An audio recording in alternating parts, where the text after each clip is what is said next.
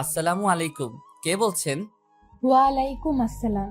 আপনি আমাকে চিনবেন না? আপনি মারিয়াকে চিনেন? আপনি কোন মারিয়ার কথা বলছেন? আমি তো একটা মারিয়াকে চিনি, যাকে আমি ভালোবাসি। আমি ওই মারিয়ার কথা বলছি। আপনি কতটুকু ভালোবাসেন মারিয়াকে? আমি আমার পরিবারের পরে ওকে ভালোবাসি। বলতে গেলে অনেক বেশি ভালোবাসি এবং বিশ্বাস করি। তাহলে একটু এই পার্কে আসতে পারবেন? দেখে যান আপনার মারিয়া কি করছে। মারিয়া কি করছে? আপনি আসলে দেখতে পাবেন। বেশি দেরি করবেন না কিন্তু। বাই। মারিয়া কি করছে বলে মেয়েটা ফোন কেটে দিল। আমি মনে করছি মারিয়াকে কল দিব, কিন্তু পরে চিন্তা করলাম মেয়েটার কথা মতো আগে দেখে আসি। নিজের কেবিন থেকে বেরিয়ে বসের কেবিনে গিয়ে ছুটি নিয়ে অফিস থেকে বেরিয়ে একটা রিক্সা নিয়ে পার্কে চলে গেলাম। ভাড়া মিটিয়ে পার্কের ভিতরে গেলাম। তারপর চারপাশে তাকিয়ে দেখতে লাগলাম। হঠাৎ একটা জায়গায় চোখ পড়তেই আমি পুরো অবাক হয়ে গেলাম। দেখি ওই মেয়েটার কথা ঠিক। মারিয়া তো বলেছে তাদের বাসায় আজকে মেহমান আসবে। সে ফোনে কথা বলতে পারবে না। আমি পকেট থেকে মোবাইলটা বের করে মারিয়াকে ফোন দিলাম।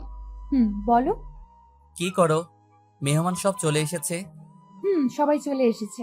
ও, তা এখন কোথায় আছো? কি করো? আমি এখন কিচেন রুমে আছি। সবার জন্য নাস্তা তৈরি করছি। আচ্ছা, আপনি কি একটু পিছনে তাকাতে পারবেন? হঠাৎ আপনি বলছো কেন? আর পেছনে কোথায় তাকাবো? আপনি যেখানে বসে আছো একটু পিছনে তাকান তো দেখি। মারিয়া আমার কথা শুনে পিছনে ফিরে তাকিয়ে দেখে আমি দাঁড়িয়ে আছি। মারিয়া বসা থেকে উঠে আমার কাছে আসতে চাইলে আমি পার্ক থেকে বেরিয়ে যাই। পার্ক থেকে বেরিয়ে একটা দোকান থেকে এক প্যাকেট সিগারেট আর একটা ম্যাচ নিয়ে বাসায় চলে আসি। রুমে ঢুকে একটার পর একটা সিগারেট টানতে লাগলাম। পার্ক থেকে বেরিয়ে আসার সময় মোবাইল বন্ধ করে রেখেছি। মারিয়া অনেকবার ডেকেছে আমাকে, আমি তার কোনো কথা না শুনে চলে আসলাম। হঠাৎ কলিং বেল বেজে উঠল। আমি উঠে গিয়ে দরজা খুলে দিলাম। দরজা খুলে দেখি মারিয়া দাঁড়িয়ে আছে। আপনি এখানে কেন আসছেন? আপনি এখান থেকে চলে যান। কোনো মিথ্যাবাদীর সাথে আমি কথা বলতে চাই না। রাসেল, তুমি আমাকে ভুল ভাবছো।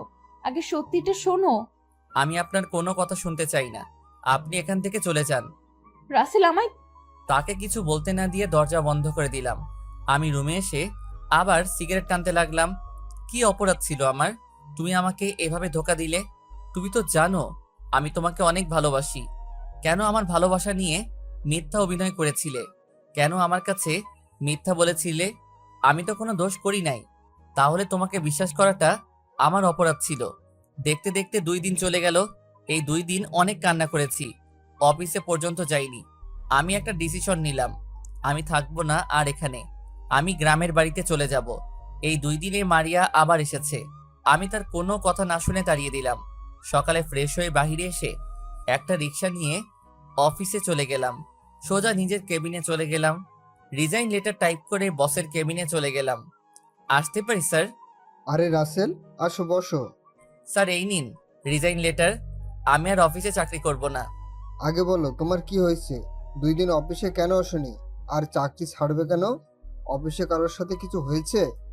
না স্যার, অফিসে কারোর সাথে কিছু হয়নি। আমি এমনি চাকরি ছেড়ে দিচ্ছি। রাসেল, আমি জানি তুমি অনেক ভালো ছেলে। অফিসে তুমি নিজের মতো কাজ করো। আমাকে প্লিজ সত্যি করে বলো কি হয়েছে। ঠিক আছে বলছি, আমি একটা মেয়েকে ভালোবাসি। মেয়েটাও আমাকে ভালোবাসে। তার সাথে আমার 1 বছরের সম্পর্ক। তার সাথে ফেসবুকে পরিচয় হয়। কথা বলতে বলতে দুজন দুজনকে ভালোবেসে ফেলি। 6 মাস আগে দুইজনই দেখা করি। তারপর থেকে তার সাথে আরো ভালো সম্পর্ক হয়ে যায়। এভাবে চলছিল আমাদের ভালোবাসা। কিন্তু হঠাৎ 2 দিন আগে আমার মোবাইলে একটা কল আসে। তারপর সব খুলে বললাম। বুঝতে পারছি, হয়তো তোমার থেকে ভালো কাউকে পেয়েছে, তাই বলে তুমি চাকরি ছেড়ে দিবে? আমি তোমাকে অফিস থেকে যেতে দিব না। এই অফিসে কাজ না করো, তবে আমার নোয়াখালী যে অফিস আছে সেটাই তুমি কাজ করো। প্লিজ রাসেল, তুমি চাকরি ছেড়ে যেও না। ঠিক আছে স্যার, আমি আপনার নোয়াখালী অফিসে কাজ করব। আমি আজকে রওনা দিতে চাই। ঠিক আছে, আমি ওখানে ম্যানেজারের সাথে কথা বলে বলছি। আর তোমাকে একটা ফ্ল্যাট দেওয়া হয়েছে। এখন থেকে তুমি ওই বসের দায়িত্ব পালন করবে। আমি মাঝে মাঝে গিয়ে হিসেব নিয়ে আসবো। আর তুমি তো গাড়ি চালাতে পারো, তাই তোমাকে অফিস থেকে একটা গাড়ি দেওয়া হবে। তুমি আজকে না গিয়ে কালকে সকালে যাও।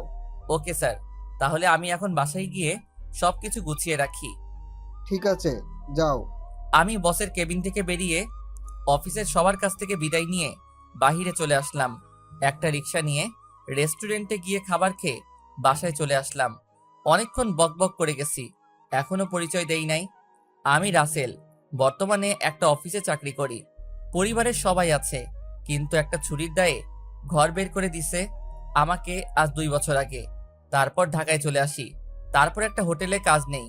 একদিন একটা পত্রিকায় চাকরির বিজ্ঞপ্তি দেখি, তারপর ইন্টারভিউ দিতে চলে যাই। আল্লাহর রহমতে চাকরিটা হয়ে যায়। আমি আবার গল্প লিখি। তখন মারিয়ার সাথে পরিচয় হয় 1 বছর থেকে। তারপর কি হলো সবই তো জানেন। অফিসের বস আমার কাজ দেখে অনেক খুশি হয়, তাই আমাকে তিনি ছাড়তে চান না। আর কিছু জানা লাগবে না, গল্পের সাথে থাকুন, সব জানতে পারবেন। পরের দিন সকালে ঘুম থেকে উঠে ফ্রেশ হয়ে বাহিরে এসে নাস্তা করে বাসায় চলে আসি। বাসার সামনে এসে দেখি বস গাড়ি পাঠিয়ে দিছে। ড্রাইভার আমার কাছে চাবি দিয়ে চলে গেছে। আমি বাসার ভিতরে ঢুকে জামা কাপড়ের ব্যাগটা নিয়ে গাড়িতে রাখলাম। দারোয়ানের কাছে বাসার চাবি দিয়ে গাড়িতে উঠলাম। এই বাসাটায় বস আমাকে থাকতে দিয়েছে। আমি গাড়ি চালিয়ে নোয়াখালীর উদ্দেশ্যে রওনা দিলাম। আগে কয়বার গেছি নোয়াখালী অফিসে কাজের ব্যাপারে, তাই কোনো সমস্যা নেই। প্রায় দুপুর 2টাই বাজে। অফিসের সামনে চলে আসলাম। আসার সময় রেস্টুরেন্ট থেকে খাবার খেয়ে আসলাম। গেট দিয়ে ঢুকে গাড়ি পার্কিং করে অফিসের ভিতরে চলে গেলাম। ভিতরে ঢুকে সোজা ম্যানেজারের কেবিনে চলে গেলাম। ভিতরে আসতে পারি? আরে আসুন স্যার, আপনার আমার কেবিনে আসতে অনুমতি লাগবে? আমি ভিতরে ঢুকে চেয়ারে গিয়ে বসলাম। একটা কথা বলি আপনাকে, আমাকে স্যার না বলে নাম ধরে ডাকবেন। আমি আপনার ছেলের মতো। তুমি অনেক ভালো ছিলে, চলো তোমাকে তোমার কেবিনে নিয়ে যাই। এখন আমি বাসায় যাব। 2 দিন পর থেকে নিয়মিত অফিসে আসব। আপনি আমাকে নতুন ফ্ল্যাটে নিয়ে যান। ঠিক আছে, আমি তোমাকে নতুন বাসায় নিয়ে যাচ্ছি। তারপর ম্যানেজার অফিসের সবাইকে বলে আমার সাথে অফিস থেকে বেরিয়ে আসলো। গাড়িতে উঠে নতুন বাসায় যেতে লাগলাম। কিছুক্ষণ পর একটা বাসার সামনে চলে আসলাম। বাসার ভিতরে ঢোকার পর ম্যানেজার আমাকে 3 তলায় একটা ফ্ল্যাটে নিয়ে গেল। তারপর ম্যানেজারের সাথে কিছুক্ষণ কথা বললাম। ম্যানেজার চলে যাওয়ার পর আমি সবকিছু গুছিয়ে রাখলাম। রাতে বাহির থেকে খাবার খেয়ে রুমে চলে আসলাম। পরের দিন সকালে ঘুম থেকে উঠে ফ্রেশ হয়ে গাড়ি নিয়ে বাহিরে চলে আসলাম। একটা রেস্টুরেন্টে ঢুকে নাস্তা করে নিলাম। রেস্টুরেন্ট থেকে বেরিয়ে আসতেই হঠাৎ একটা পিচ্চি মেয়ে সামনে আসলো। ভাইয়া, কয়টা টাকা দেন না, অনেক ক্ষুধা লাগছে। কালকে থেকে এখনো কিচ্ছু খাইনি। তুমি ভিক্ষা করো কেন? তোমার আব্বু আম্মু কোথায়? ভাইয়া, আমার আব্বু নেই। আমাকে আর আম্মুকে রেখে কোথায় যেন চলে গেছে। আম্মু মানুষের বাসায় কাজ করে। আজ 2 দিন আম্মু অসুস্থ, তাই ঘরে কোনো খাবার নেই। তোমার নাম কি? থাকো কোথায়? ভাইয়া, আমার নাম রাইসা। আমরা বস্তিতে থাকি। ঠিক আছে, আমাকে তোমাদের বাসায় নিয়ে চলো। ভাইয়া, কয়টা টাকা দেন, অনেক ক্ষুধা লাগছে। আম্মু এখনো কিচ্ছু খায়নি, ওষুধও নাই। আমি কি বলবো, বলার কোনো ভাষা নেই। হায় রে মানুষ, এখন মেয়েটার পড়ালেখা করার সময়, এখন সে রাস্তায় ভিক্ষা করছে। আমি আর কোনো কথা না বলে রাইসাকে নিয়ে রেস্টুরেন্টে ঢুকে গেলাম। রাইসার জন্য খাবার অর্ডার করলাম। কিছুক্ষণ পর খাবার দিয়ে গেল। রাইসা কিছু খাবার খেয়ে বাকিটা একটা পলিথিনে ঢুকাতে গেলে আমি বললাম, তুমি খাবার পলিথিনে ঢুকাও কেন? ভাইয়া, আম্মু তো এখনো কিচ্ছু খায়নি, তাই আম্মুর জন্য বাকি খাবারগুলো নিয়ে যাচ্ছি। তোমার আম্মুর জন্য যাওয়ার সময় খাবার নিয়ে যাব, আগে তুমি খেয়ে নাও। রাইসা আর কোনো কথা না বলে খাবার খেতে লাগলো। কি সুন্দর করে রাইসা খাবার খাচ্ছে, আর তার আব্বু এমনটা মেয়েকে রেখে চলে গেল। রাইসার খাওয়া শেষ হলে তাকে নিয়ে গাড়িতে উঠলাম। রাইসার আম্মুর জন্য খাবার নিয়ে নিলাম। রাইসাকে নিয়ে বস্তিতে যেতে লাগলাম। কিছুক্ষণ পর একটা বস্তিতে চলে আসলাম। গাড়ি খাবারের প্যাকেট নিয়ে রাইসার সাথে বস্তির ভিতরে চলে গেলাম। ভিতরে ঢুকে একটা রুমে ঢুকলাম। রুমটা প্লাস্টিক দিয়ে বানানো। বৃষ্টি হলে সবকিছু ভিজে যাবে, কারণ প্লাস্টিক জায়গায় জায়গায় ছিঁড়ে আছে। আম্মু দেখো, তোমার জন্য খাবার নিয়ে এসেছি। একটা টাকাও পাইনি, তাই ওষুধ আনতে পারি নাই। এই ভাইয়াটা খাবার কিনে দিছে। রাইসার আম্মু একটু মাথা তুললো, দেখে মনে হচ্ছে অনেক জ্বর শরীরে। আমি ওনার মাথায় হাত দিয়ে দেখি জ্বরে মাথা পড়ে যাচ্ছে, তাই ওনার সাথে কথা না বলে কোলে নিয়ে গাড়িতে রাখলাম। তারপর একটা হাসপাতালে নিয়ে গেলাম। হাসপাতালে নেওয়ার পর ডাক্তার ওনাকে কেবিনের ভিতরে নিয়ে গেল। কিছুক্ষণ পর একজন ডাক্তার বেরিয়ে আসলো। ডাক্তার, কি অবস্থা ওনার? উনি এখন ভালো আছে, কয়দিন ধরে খাওয়া দাওয়া করে নাই, তাই শরীর অনেক দুর্বল হয়ে গেছে। আমি কিছু ওষুধ লিখে দিচ্ছি, আপনি এগুলো নিয়মিত খাওয়াবেন, তাহলে সুস্থ হয়ে যাবে। ঠিক আছে ডাক্তার। ইনজেকশন দিয়ে জ্বরটা কমিয়ে আনছি, কিছু খাবার নিয়ে এসে। ঔষধ খাইয়ে দিবেন। আল্লাহর রহমতে কিছুদিনের মধ্যেই সুস্থ হয়ে যাবে। ওকে ডাক্তার, আর ওনার কাছে এখন যাওয়া যাবে? যেতে পারেন। আমি আর রাইসা ভিতরে ঢুকলাম, দেখি রাইসার আম্মু চোখ বন্ধ করে শুয়ে আছে। তাই রাইসাকে বললাম এখন যেন না ডাকে তার মাকে, আমি বাইরে থেকে ওষুধ নিয়ে আসছি বলে আমি বাইরে চলে আসলাম। বাহিরে এসে ডাক্তারের দেওয়া ওষুধ নিয়ে আবার চলে আসলাম। কেবিনের ভিতরে ঢুকে দেখি উনি রাইসাকে জড়িয়ে ধরে আছে। একটু কষ্ট করে খাবার খেয়ে ওষুধগুলো খেয়ে নেন। তুমি কে বাবা? আমার জন্য এত কিছু কেন করলে? আমার পরিচয় পরে জানতে পারবেন, আগে খাবারগুলো খেয়ে নেন। রাইসার আম্মু কোনো কথা না বলে হালকা খাবার খেলো, তারপর ওষুধ খাইয়ে দিলাম। আমি বললাম কিছুক্ষণ শুয়ে থাকতে, আমি ডাক্তারের কাছ থেকে আসছি। দেখতে দেখতে আজ 3 দিন পর আমার বাসায় নিয়ে আসলাম রাইসা এবং তার আম্মুকে। আমি অফিসে ফোন দিয়ে বলেছি আমি অফিসে আসতে কিছুদিন লেট হবে, ম্যানেজারকে সবকিছু দেখে রাখতে বলেছি। মারিয়ার কথা এখন তেমন মনে পড়ে না, আসলে রাইসার আম্মু সেবা করতে করতে তার কথা ভুলেই গেছি। তো যাই হোক, এই বাসায় কাউকে তো দেখছি না। মানে তোমার আব্বু আম্মা ওনারা কোথায়? আমার এখানে কেউ নেই। গতকাল আমি ঢাকা থেকে এসেছি, আমার অফিসের বসের এখানে একটা অফিস আছে, সেটা দেখাশোনা করার জন্য এসেছি। আর অফিস আমাকে এই বাসাটা দেয়া হলো। আব্বু আম্মুর কথা পরে এক সময় বলবো, তার আগে একটা কথা বলতে পারি? বলো। যদি কিছু মনে না করেন আমি আপনাকে আম্মু বলে ডাকতে পারি, আর রাইসাকে নিজের বোনের বানাতে পারি, যদি আপনি অনুমতি দেন। এখানে অনুমতি নেওয়ার কি আছে?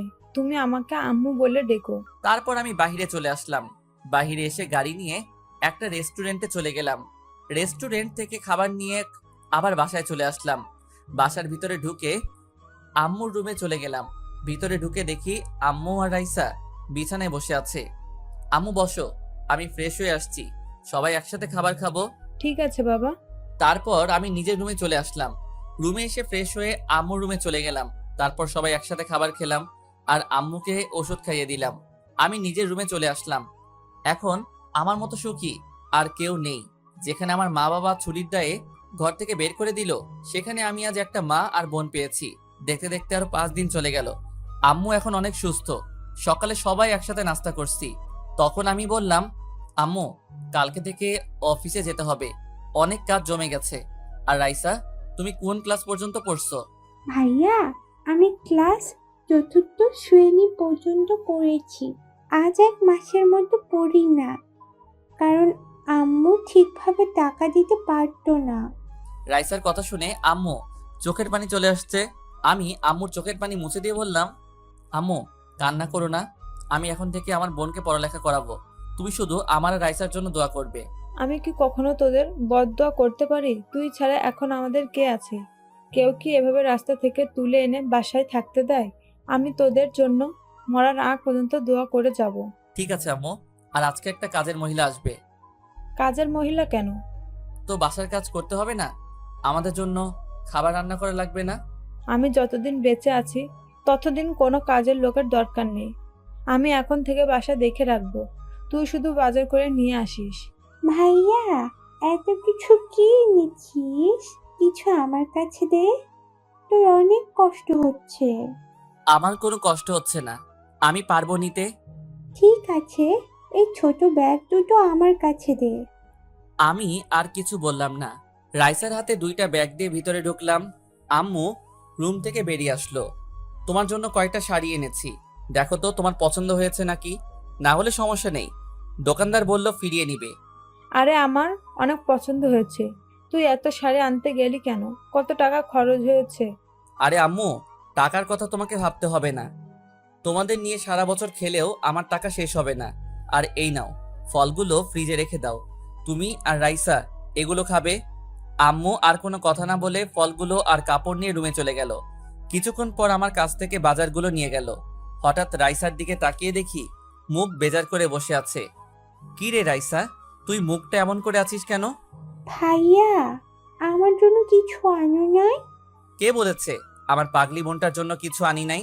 তোর জন্য আইসক্রিম আর চকলেট নিয়ে এসেছি, আর 5টা জামা নিয়ে এসেছি, এই দেখ। আসলে এতক্ষণ কাজা বাজারের কারণে রাইসা তার জিনিসগুলো দেখতে পাইনি।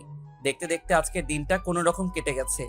ও আপনাদের তো বলতে ভুলে গেছি, আমি এখন নতুন সিম চালাই, আগের সিমটা ভেঙে ফেলেছি। আম্মু আর রাইসাকে পেয়ে মারিয়ার কথা ভুলে গেছি। সকালে রাইসা আমার রুমে এসে ডাকতে লাগলো। আমি ঘুম থেকে উঠে রাইসাকে বললাম, রাইসা তুই রেডি হয়ে নিস, তোকে আজকে স্কুলে ভর্তি করিয়ে দিয়ে তারপর আমি অফিসে যাব। ঠিক আছে ভাইয়া। রাইসা আমার রুম থেকে চলে গেল। আমি বিছানায় বসে না থেকে ওয়াশরুমে ঢুকে ফ্রেশ হয়ে অফিসের জন্য রেডি হয়ে নিচে চলে আসলাম। নিচে এসে নাস্তার টেবিলে গিয়ে বসলাম। কিছুক্ষণ পর রাইসা বেরিয়ে আসলো। আমার বোনটা আজকে আমার দেওয়া জামা থেকে একটা নতুন জামা পরেছে। রাইসাকে দেখতে একদম কিউট লাগছে। আম্মু এসে নাস্তা দিল। তারপর সবাই একসাথে নাস্তা করে আম্মুর কাছে বলে বাইরে এসে গাড়ি নিয়ে একটা স্কুলে চলে গেলাম। রাইসাকে ভর্তি করিয়ে আমার সাথে অফিসে নিয়ে গেলাম। অফিসে ঢোকার সাথে সাথে সবাই দাঁড়িয়ে গেল। আমি সবাইকে বসতে বলে নিজের কেবিনে চলে আসলাম। রাইসাকে বললাম সোফায় গিয়ে বসতে। আমার চেয়ারে বসে ম্যানেজার আঙ্কেলকে ফোন দিলাম। ফোন দিয়ে বললাম আমার কেবিনে আসার জন্য। তারপর পিয়নকে ফোন দিয়ে বললাম 3টা কপি দিয়ে যেতে। কিছুক্ষণ ম্যানেজার আঙ্কেল আসলো। ভিতরে আসতে পারি?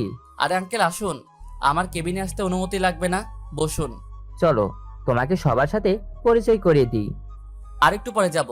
পিয়ন চাচাকে বললাম কফি দিয়ে যেতে। কফি খেয়ে তারপর সবার সাথে পরিচয় হব। ঠিক আছে, আর ওকে তো চিনলাম না, ওকে? ও হচ্ছে আমার কিউট বোন, নাম রাইসা। রাইসা আর তার আম্মুর জন্য এই কয়দিন অফিসে আসে নাই। তারপর সব খুলে বললাম। অনেক ভালো করছো। কয়জনে এমন কাজ করে? আল্লাহ তোমাকে সারা জীবন বাঁচিয়ে রাখুক। কথার ফাঁকে পিয়ন চাচা এসে কপি দিয়ে গেল। আমি ম্যানেজার আর রাইসা কফি খাচ্ছি। কফি খাওয়া শেষে রাইসাকে বললাম রাইসা তুমি বসো, ভাইয়া অফিসের সবার সাথে পরিচয় হয়ে আসি। ঠিক আছে ভাইয়া। রাইসাকে আমার মোবাইলটা দিয়ে আসলাম। রাইসা বসে মোবাইলে গেমস খেলতে আছে।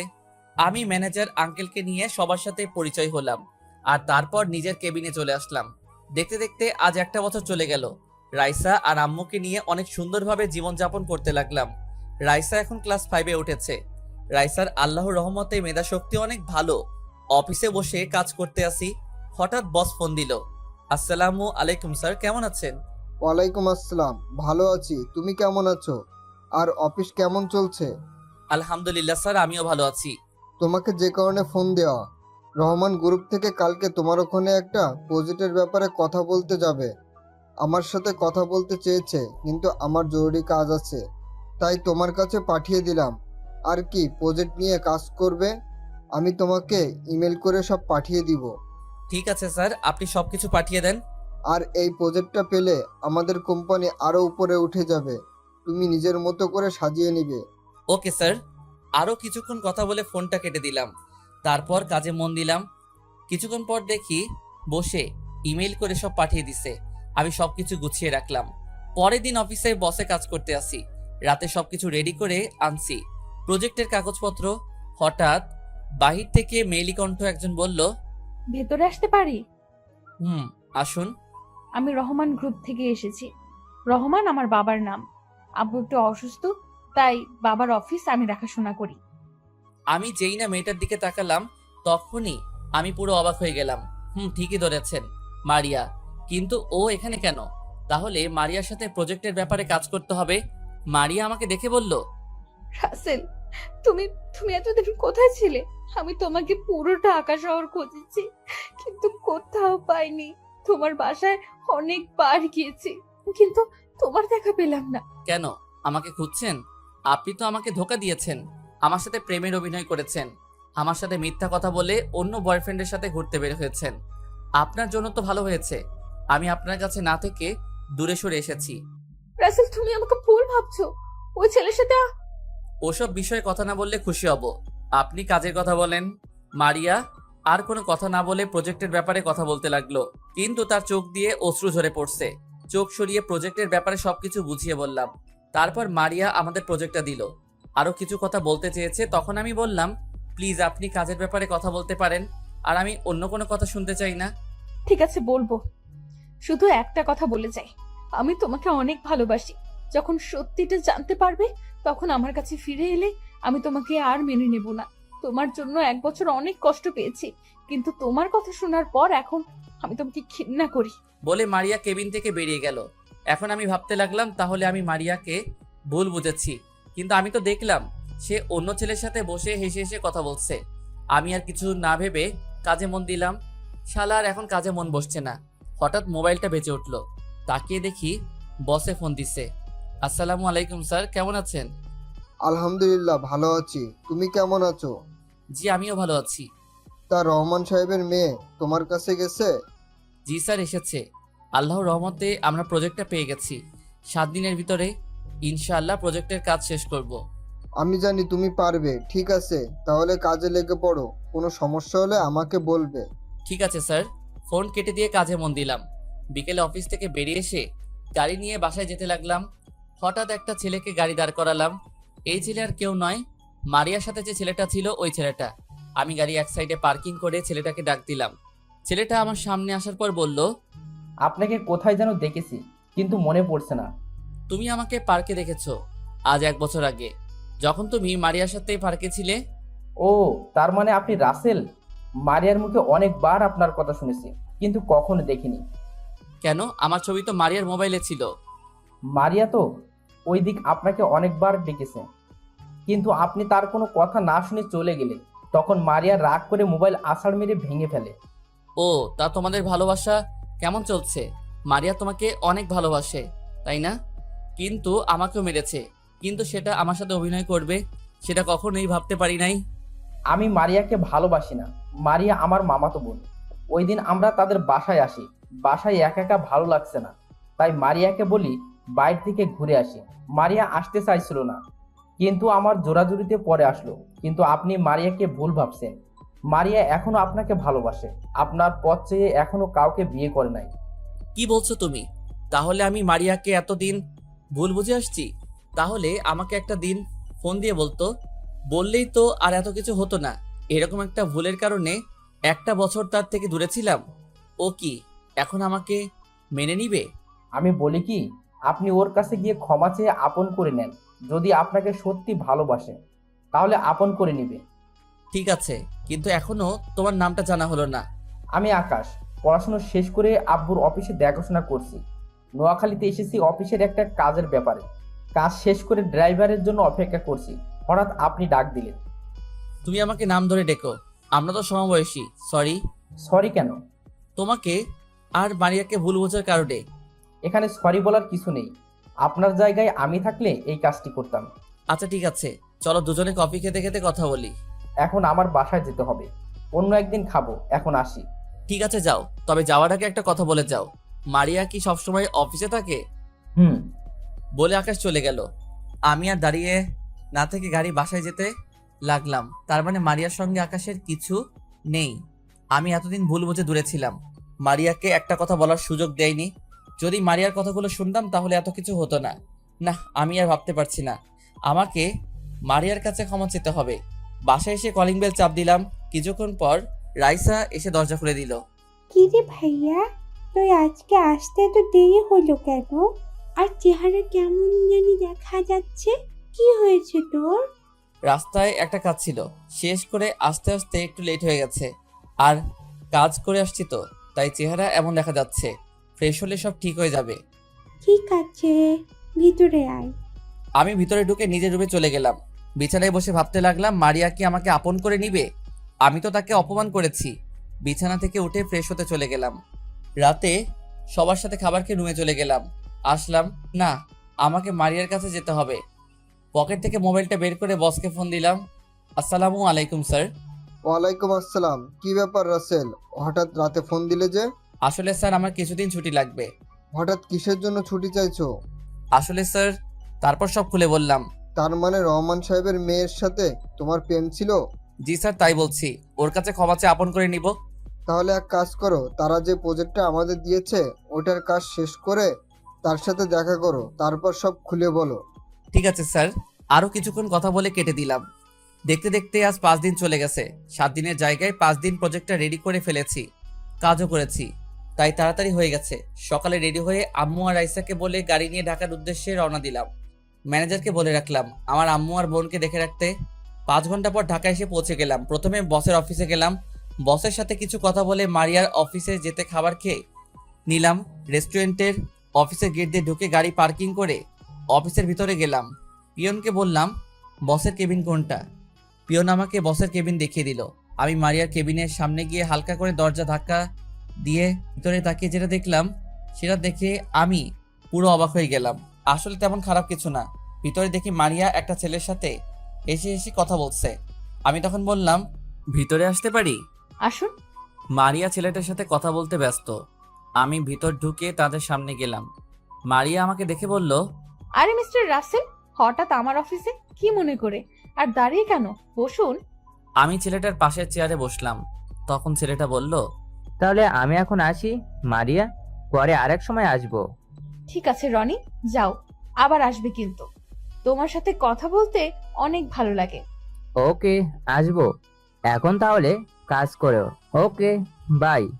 রনি চলে যাওয়ার পর মারিয়া আমাকে বলল, তো এবার বলুন, হঠাৎ আমার অফিসে কি?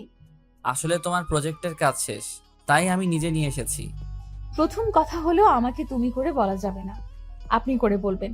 আর ধন্যবাদ এত তাড়াতাড়ি কাজটা শেষ করার জন্য। মারিয়া, আমার ভুল হয়ে গেছে, তুমি আমাকে ক্ষমা করে দাও। কিছুদিন আগে আকাশ আমাকে সব খুলে বলেছে। আমার ভুলের জন্য আজ 1 বছর তোমার থেকে দূরে চলে গেছি। প্লিজ মারিয়া, আমাকে তুমি মাফ করে দাও। মারিয়ার হাত ধরে, আপনার সাহস কি করে হয় আমার হাত ধরার?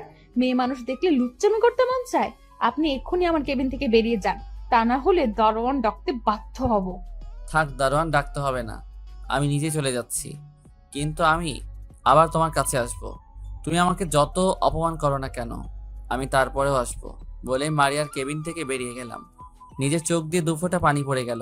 মারিয়া আমার গায়ে হাত তুলল। আমি তো তাকে বলবো যে কখনো গায়ে হাত তুলি নাই। চোখের পানি মুছে গাড়িতে গিয়ে বসলাম। হঠাৎ মোবাইলের কথা মনে পড়লো। মোবাইল তো মারিয়ার টেবিলের উপর। তখন গাড়ি থেকে নেমে অফিসে ঢুকে মারিয়ার কেবিনের সামনে গিয়ে বললাম, আসতে পারি ভিতরে? আপনি আবার কেন এসেছেন? সরি, আসলে আমার মোবাইলটা আপনার টেবিলের উপর রেখে গেছি।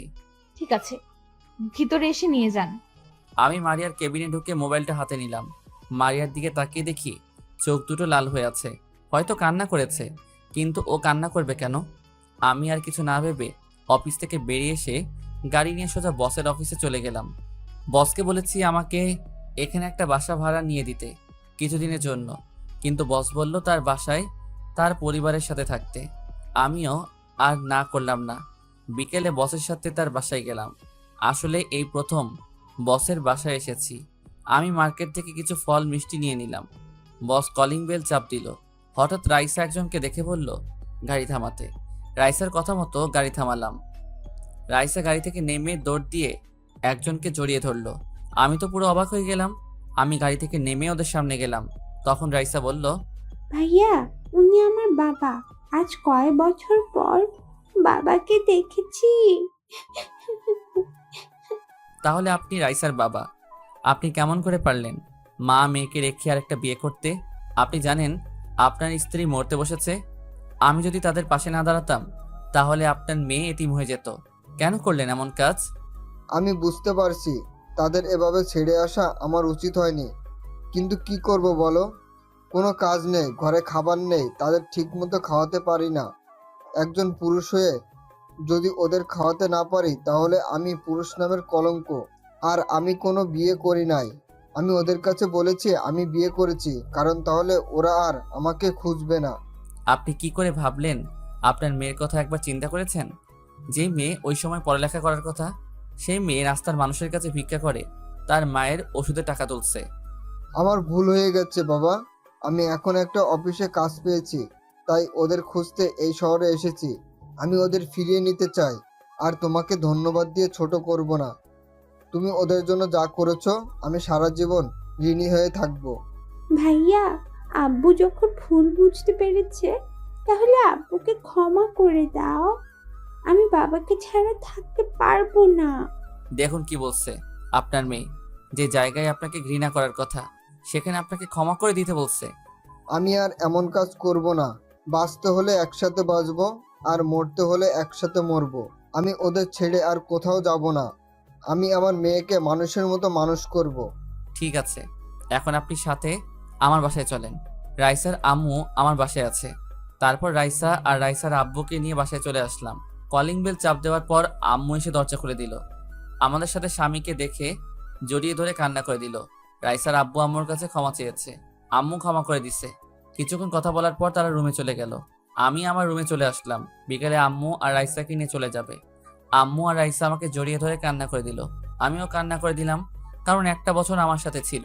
বাবা, আমি চলে যাচ্ছি। তুই কিন্তু আমাদের বাসায় আসবি। তোকে ছাড়া থাকতে অনেক কষ্ট হবে। ভাইয়া, তুমি কিন্তু আমাকে বাসায় দেখতে আসবে। তোমাকে ছাড়া থাকতে পারবো না।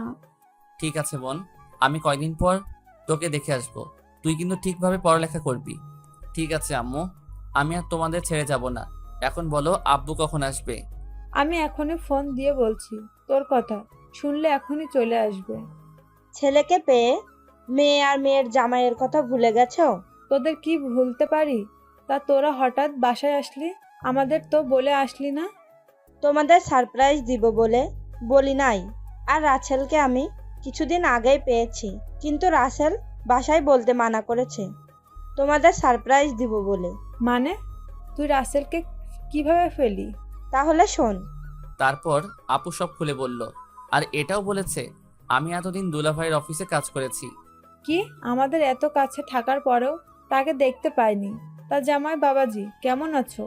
আলহামদুলিল্লাহ আম্মু, ভালো আছি। তুমি কেমন আছো? আর কেমন আছে? সবাই ভালো আছে। এবার সবাই ভিতরে আসো। সবাই ভিতরে গেলাম। বাসাটা আগের মতোই আছে। আম্মু আমাকে নিজের রুমে যেতে বলল। আমার রুমে এসে দেখি রুমটা আগের মতোই আছে। তারপর ওয়াশরুমে ঢুকে গোসল করে নিলাম। গোসল শেষ করে ওয়াশরুম থেকে বেরিয়ে সামনে দেখি আব্বু দাঁড়িয়ে আছে। সাথে সাথে আমাকে জড়িয়ে ধরলো। রাসেল বাবা, তুই আমাকে ক্ষমা করে দে। টাকার নেশার কারণে তোর গায়ে হাত তুলেছি, তোকে ঘর থেকে বের করে দিয়েছি। বিশ্বাস কর, তোকে বের করে দেওয়ার পর আমি একটুও ভালো থাকতে পারি নাই। আমি বুঝতে পেরেছি টাকা হলে সব কিছু হয় না। তুই আমাকে মাফ করে দে। আব্বু, এটা তুমি কি করছো? বাবা হয়ে ছেলের কাছে ক্ষমা চেতে হয় না। তোমার উপর অভিমান ছিল, তাই এতদিন দূরে ছিলাম। এখন কোনো অভিমান নেই। আরো কিছুক্ষণ কথা বলে বাবার সাথে নিচে আসলাম। সবাই একসাথে খাবার খেতে বসলাম। আম্মু আমাকে নিজের হাতে খাইয়ে দিল। তারপর রুমে এসে রাফিকে ফোন দিলাম। কেমন আছিস রাফি? আলহামদুলিল্লাহ ভালো আছি। তুই কেমন আছিস? আমিও ভালো আছি। এখন বল, তোর আব্বু আম্মু কেমন আছে? আর এখন তুই কোথায় আছিস? আব্বু আম্মু অনেক ভালো আছে। আর আমি এখন বাসায় আছি। অফিসে তেমন কাজ ছিল না, তাই লাঞ্চ টাইমে ছুটি হয়ে গেছে। কেন বলতো? কারণ আমি বাড়িতে এসেছি, তাই বললাম। আচ্ছা, এখন ঘুমাবো। বিকেলে তোর সাথে দেখা করব। তুই আমাদের কলেজের সামনে চলে আসিস। কি সত্যি? ঠিক আছে, তুই বাসা থেকে বেরিয়ে আসলে ফোন দিস। ঠিক আছে বলে ঘুমিয়ে গেলাম। আপনারা হয়তো ভাবছেন মারিয়ার কথা ভুলে গেছি। আসলে তাকে এখনো ভুলতে পারি নাই। ভুলার চেষ্টা করেছি, কিন্তু ভুলতে পারছি না।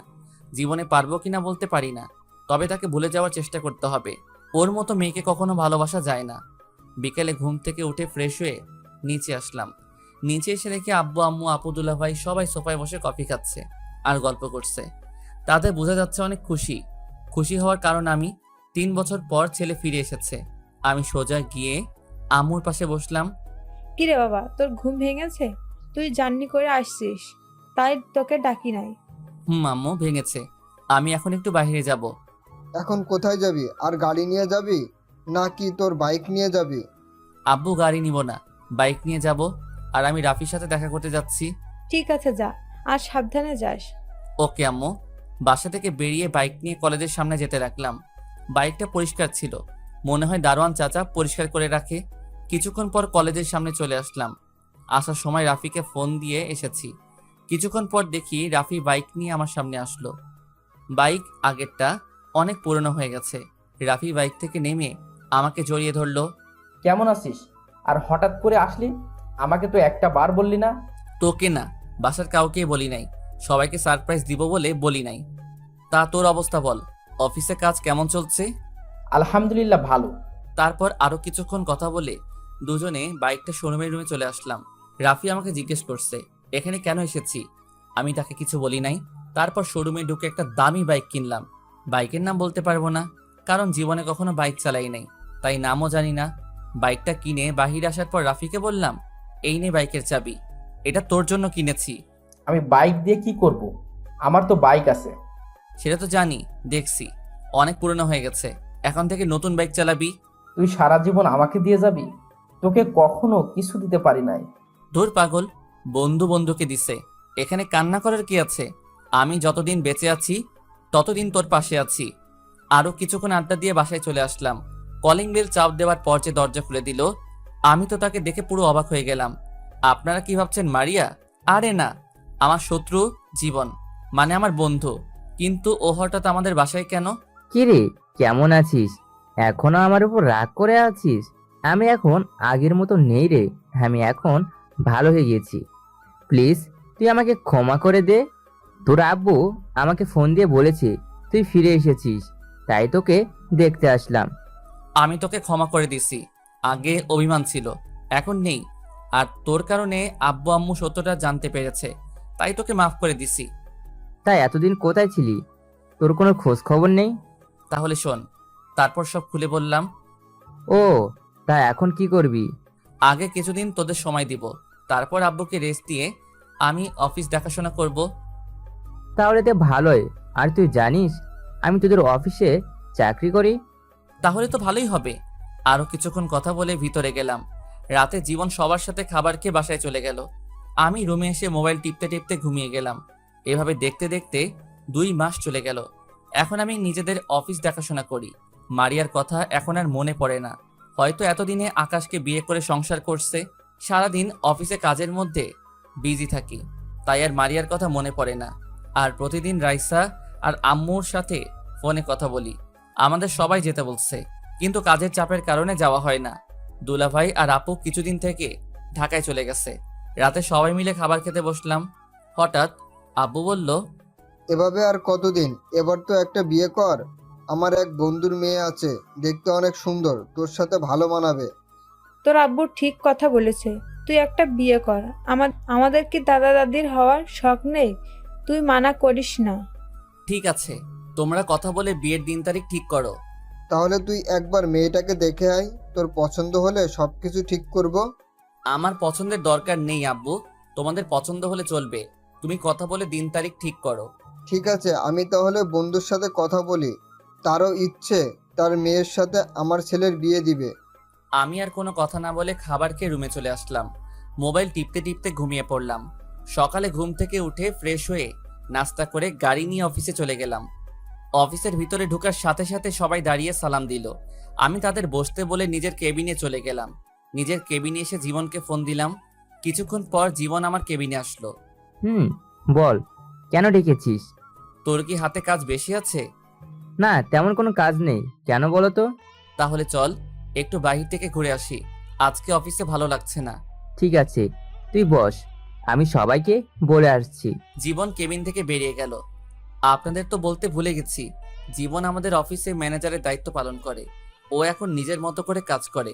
আব্বু অফিসে না আসলে জীবন সুন্দরভাবে চালিয়ে নিত। তো যাই হোক, কিছুক্ষণ পর জীবন আসলো কেবিনে। তারপর ওকে নিয়ে অফিস থেকে বেরিয়ে আসলাম। কিছুক্ষণ বাইরে ঘোরাঘুরি করে অফিসে চলে আসলাম। এখন মনটা ভালো হয়ে গেছে, কাজে মন দিলাম। বিকেলে অফিস শেষ করে বাসায় চলে আসলাম। কলিং বেল চাপ দেওয়ার পর আম্মু এসে দরজা খুলে দিল। আম্মুর সাথে কিছুক্ষণ কথা বলে রুমে চলে আসলাম। রাতে খাবার টেবিলে আব্বু বলল, রহমানের সাথে কথা হয়েছে, আগামী শুক্রবার তোর বিয়ে। আর বিয়েটা হবে মেয়ের নানার বাড়িতে, কারণ তারাও তো ঢাকা থাকে। তোমরা যা ভালো মনে হয় করো। খাবার খেয়ে নিজের রুমে চলে আসলাম। রুমে এসে বিছানায় শুয়ে ভাবতে লাগলাম, মেয়েটা কেমন হবে?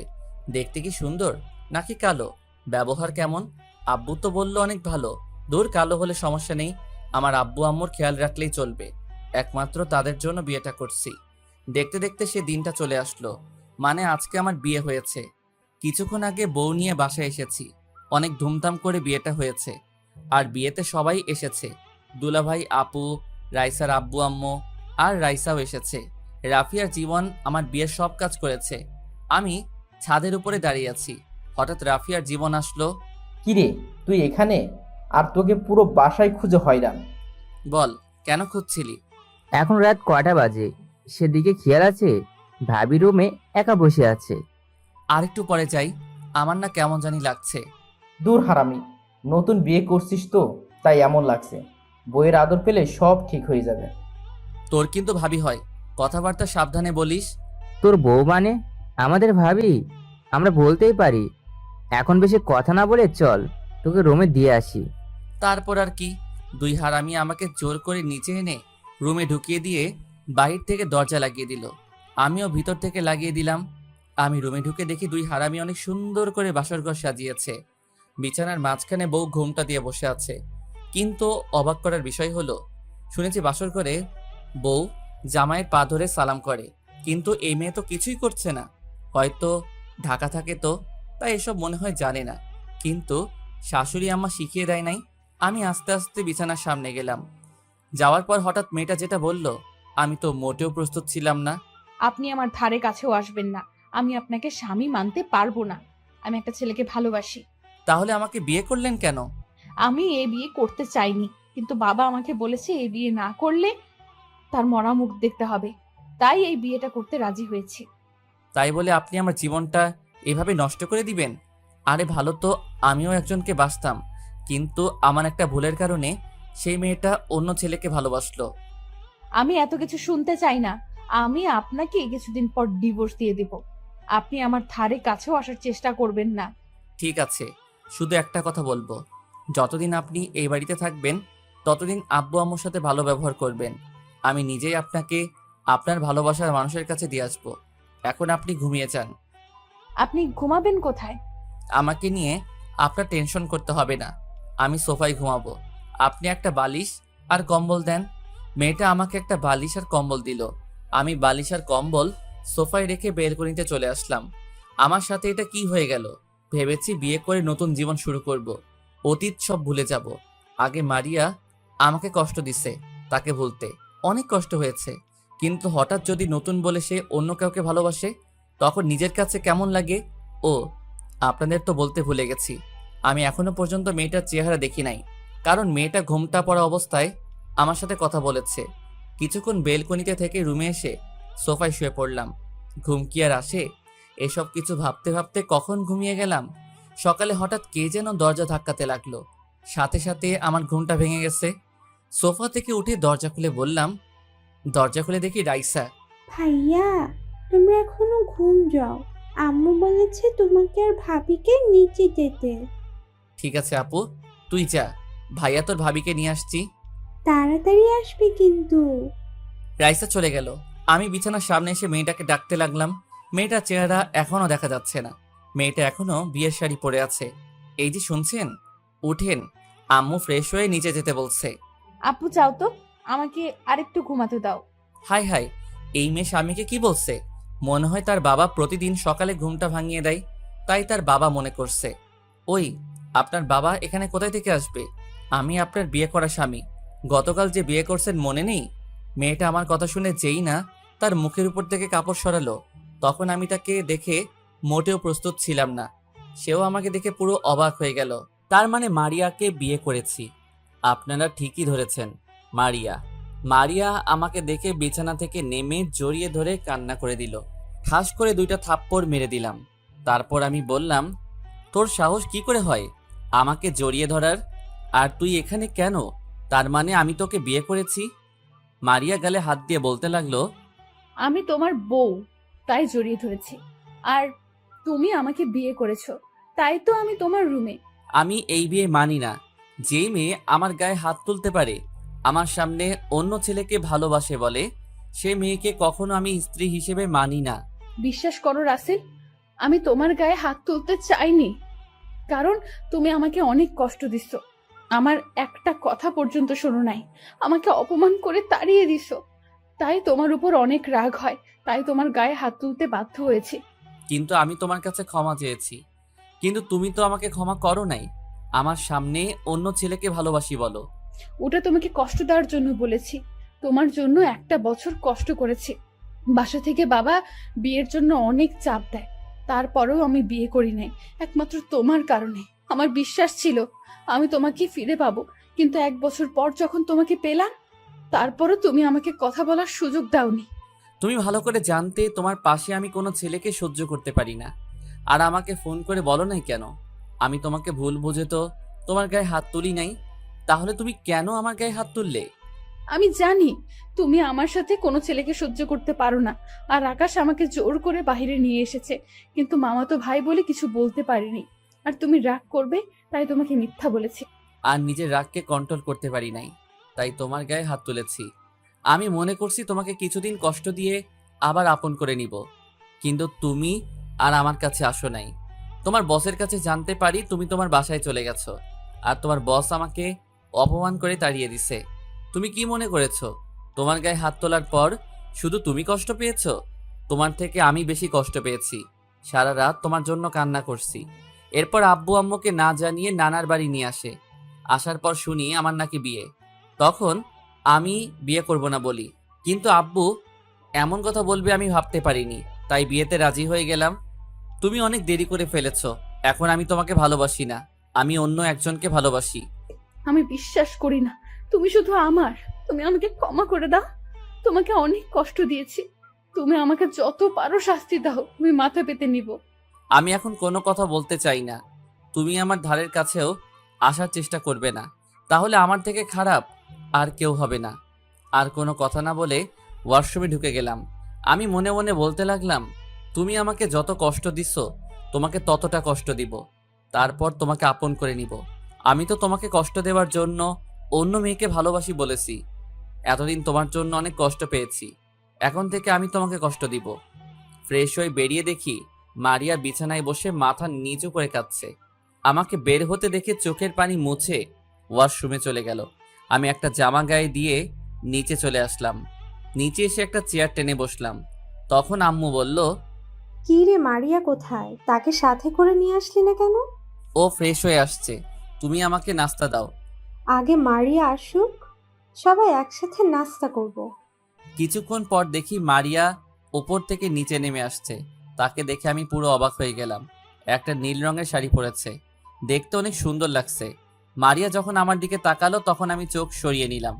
মারিয়া নিচে এসে আমার পাশে একটা চেয়ার টেনে বসলো। মারিয়ার অন্য পাশে আম্মু বসে আছে। তারপর আম্মু সবাইকে নাস্তা দিল। মারিয়া আমার ডান পাশে বসা, আর রাইসা আমার বাম পাশে বসা। হঠাৎ রাইসা বলল, ভাইয়া, তোমার হাতে খাবার খেয়েছি, অনেক দিন হয়ে গেছে, আজকে আমাকে খাইয়ে দিবে?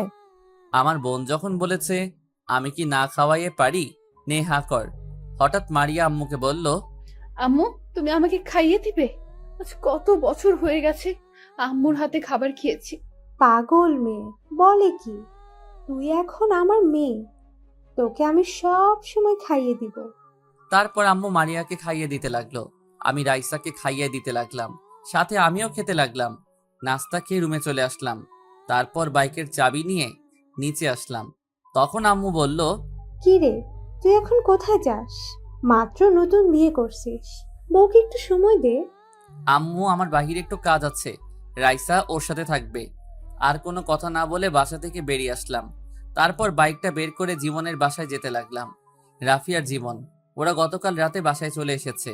আর আপু আর দুলাভাই তারা সকাল সকাল ঢাকায় চলে গেছে। দুলাভাইয়ের অফিসে গুরুত্বপূর্ণ একটা কাজ আছে, আপুকে থাকতে বলেছে, কিন্তু আপু বলল পরে এসে থাকবে।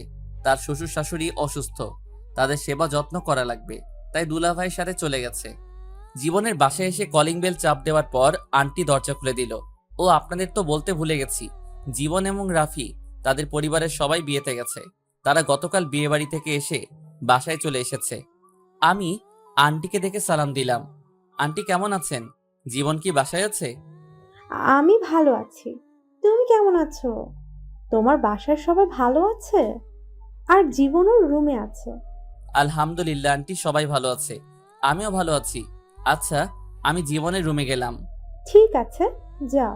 ভিতরে ঢুকে জীবনের রুমে গেলাম। ভিতরে ঢুকে দেখি জীবন মোবাইল টিপতে আছে। আমাকে দেখে বলল, আরে রাসেল, তুই আয় বস। নতুন বিয়ে করছিস তো, তাই আর ফোন দিলাম না। বিয়ে না ছাই, আগে জানলে এই মেয়েকে কখনো বিয়ে করতাম না। তুই জানিস এই মেয়েকে? আমি জানবো কেমন করে? তুই বল, কে এই মেয়ে? আরে এ আর কেউ নাই, মারিয়া। তোকে আমি বলেছি না আমি একটা মেয়েকে ভালোবাসতাম, এটা সেই মেয়ে। ও, তার মানে এই সেই মারিয়া যার জন্য তুই এত কষ্ট পেয়েছিস? তবে তার কথা শুনে বুঝতে পারলাম মারিয়া আমাকে অনেক ভালোবাসে, কিন্তু তাকে আমি এত সহজে মেনে নিব না। তাকে কিছুদিন কষ্ট দিব, তারপর মেনে নিব। তাহলে এখন তুই কি করতে চাস? তুই আমাকে একটা মেয়ে ব্যবস্থা করে দে, আমি ওই মেয়ের সাথে প্রেমের অভিনয় করব মারিয়ার সামনে। তখন মারিয়া এটা দেখে অনেক কষ্ট পাবে। তা নয় বুঝলাম, কিন্তু বাসায় কিভাবে তোর আব্বু আম্মুর সামনে অভিনয় করবি অন্য মেয়ের সাথে? ঠিক বলছিস, আব্বু আম্মুকে কিছুদিনের জন্য বাহিরে পাঠিয়ে দিব, তাহলে আর সমস্যা হবে না। তাদের দুলাভাইয়ের বাসায় পাঠিয়ে দিব। তা ঠিক আছে, কিন্তু এখন বলিস না, আরো কিছুদিন পর পাঠিয়ে দিস, কারণ মাত্র নতুন বিয়ে করছিস। ওকে ঠিক আছে, আমি এখন তাহলে বাসায় যাই। তুই মেয়ে ঠিক করে আমাকে ফোন দিস। ঠিক আছে। আমি জীবনের বাসা থেকে বেরিয়ে আসলাম। আন্টি বলেছে খাবার খেয়ে যেতে। আমি বাইক নিয়ে সোজা বাসায় চলে আসলাম। কলিং বেল চাপ দেওয়ার পর আম্মু এসে দরজা খুলে দিল। তখন আম্মু বলল, কিরে, এতক্ষণ কোথায় ছিলি? মাত্র নতুন বিয়ে করেছিস, বৌমাকে একটু সময় দিবি। তা না, তুই বাহিরে ঘুরতে বের হয়েছিস। আম্মু আমি একটু জীবনের বাসায় গেছি। আর নতুন বিয়ে করেছি তো কি হয়েছে? রাইসা তো বাসায় আছে।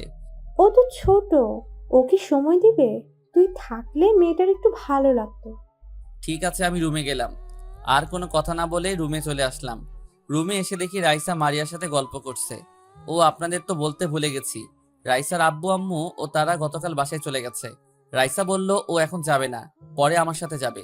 আমাকে রুমে দেখে রাইসা বলল, ভাই তুমি এতক্ষণ কোথায় ছিলে? জানো ভাবি না অনেক ভালো, অনেক মিষ্টি করে কথা বলতে পারে। ভাইয়া একটু বাইরে কাজে গেছি, তোর সাথে পরে কথা বলবো। ভাইয়া এখন ফ্রেশ হয়ে একটু রেস্ট করব। তাহলে ঠিক আছে, আমি আম্মুর রুমে গেলাম। বলে রাইসা রুম থেকে বেরিয়ে গেল। আমি ওয়াশরুমে ঢুকে ফ্রেশ হয়ে বেরিয়ে এসে দেখি মারিয়া মনমরা হয়ে বসে আছে সোফায়। আমি বিছানায় গিয়ে শুয়ে পড়লাম। তোমার শরীরটা কি খারাপ? অসময়ে শুয়ে পড়লে যে। আমার শরীর ভালো না খারাপ সেটা কি তোকে বলবো? তুমি আমার সাথে এভাবে কথা বলছো কেন? আমি স্ত্রী, তোমাকে জিজ্ঞেস করতেই পারি। কিন্তু আমি তো তোকে স্ত্রী হিসেবে মানি না। আমি অন্য মেয়েকে ভালোবাসি। আমি তোকে ডিভোর্স দিয়ে বাসা থেকে বের করে ওই মেয়েকে বিয়ে করব। প্লিজ তুমি আমাকে ডিভোর্স দিও না। দরকার হয় তোমার বাসার কাজের মেয়ের মতো থাকবো, তবুও তুমি আমাকে বাসা থেকে বের করে দিও না। তোর সাথে কথা বলতে আমার ভালো লাগছে না, তুই আমার সামনে থেকে যা তো। মারিয়া কান্না করতে করতে রুম থেকে বেরিয়ে গেল। আমি মনে মনে বললাম, এমন কেমন লাগছে? আমিও কম কষ্ট পাইনি। তোমার জন্য অনেক কান্না করেছি। তো যাই হোক, রাতে সবাই একসাথে খাবার খেলাম। রুমে এসে বিছানায় শুয়ে মোবাইল টিপতে লাগলাম। কিছুক্ষণ পর মারিয়া রুমে আসলো। মারিয়া বিছানায় এসে শুয়ে পড়লো একপাশে। তখন আমি বিছানা থেকে নেমে সোফায় চলে গেলাম। তখন মারিয়া বলল, কি ব্যাপার, তুমি সোফায় গেলে কেন? বিছানায় এসে শুয়ে পড়ো। তোর সাথে আমি এক বিছানায় কখনো শুব না। প্লিজ তুমি আমার সাথে এরকম করো না। ঠিক আছে, তুমি বিছানায় শুয়ে পড়ো, আমি সোফায় ঘুমিয়ে পড়ি। তারপরেও তুমি বিছানায় শুয়ে থাকো। ঠিক আছে, তবে তুইও বিছানায় ঘুমাবি, কিন্তু মাঝখানে কোলবালিশ থাকবে। যদি রাতে উল্টাপাল্টা কিছু করিস তাহলে তোর কপালে শনি আছে। মারিয়ার মন খারাপ হয়ে গেছে। আমি আর কোনো কথা না বলে সোফা থেকে বিছানায় গিয়ে একপাশে শুয়ে পড়লাম। হঠাৎ মোবাইলটা বেজে উঠল। তাকিয়ে দেখি জীবন ফোন দিয়েছে। তারপর বিছানা থেকে নেমে বেলকনিতে চলে গেলাম। আমি ফোনটা রিসিভ করে বললাম, বল, কেন ফোন দিয়েছিস? মেয়ে একটা পেয়েছি, তবে মেয়েটা আমার ভালোবাসা এবং আমার মামাতো বোন সিমি। তাকে তোর বিষয়ে সব খুলে বলেছি, কিন্তু প্রথমে রাজি হয়নি। পরে সবকিছু বুঝিয়ে বলছি, তারপরে রাজি হয়েছে। ও, কিন্তু তুই যে প্রেম করিস আমাকে তো বললি না। তা কবে থেকে? বেশি দিন হয়নি, মাত্র 6 মাস হয়েছে। কিছুক্ষণ পর মারিয়া নিচে আসলো। সবার সাথে নাস্তা করে বাসা থেকে বেরিয়ে সিমির নাম্বারে একটা মেসেজ দিলাম। আর এটাও বলে দিলাম আমি জীবনের বন্ধু, আর কোথায় আসতে হবে সেটাও মেসেজ করে দিলাম। সিমি ওকে বলে মেসেজ করলো। আমি বাইক নিয়ে রেস্টুরেন্টে চলে গেলাম। ভিতরে ঢুকে একটা টেবিলে বসে সিমির জন্য অপেক্ষা করতে লাগলাম। প্রায় 10 মিনিট পর একটা মেয়ে আমার সামনে আসলো। মেয়েটাকে দেখে আমি পুরো অবাক হয়ে গেলাম, আর মেয়েটাও আমাকে দেখে অবাক হয়ে গেল। তার মানে সিমি জীবনের মামাতো বোন। আপনারা হয়তো ভাবছেন আমি সিমিকে চিনি কি করে।